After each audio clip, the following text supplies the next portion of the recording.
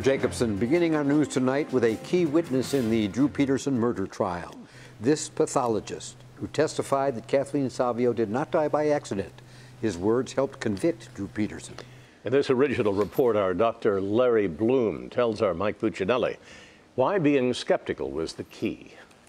The cause of death of Kathleen Savio was drowning. The manner of death was homicide. It was those words from the final page of Dr. Larry Blum's autopsy report that perhaps more than any others sealed the fate of Drew Peterson. It's always gratifying to know that the jury has heard. Blum performed the second autopsy on Kathleen Savio 3.5 years after a coroner's jury determined her death to be an accident. Still, despite the passage of time and the decomposed state of her remains, Blum was able, using these samples, to determine that Savio's injuries were consistent with murder. The fall to the back in a tub would produce injuries to the back, not to the front. And those weren't the only injuries that Blum says weren't consistent with a slip and fall.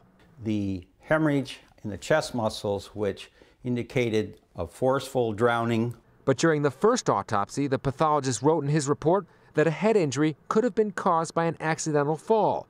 Blum says such a statement was unusual because that doctor wasn't asked to rule on the manner of death. So I don't think he put in there on his own. I think he was asked to make a statement. So he was likely pressured to do it. I believe so.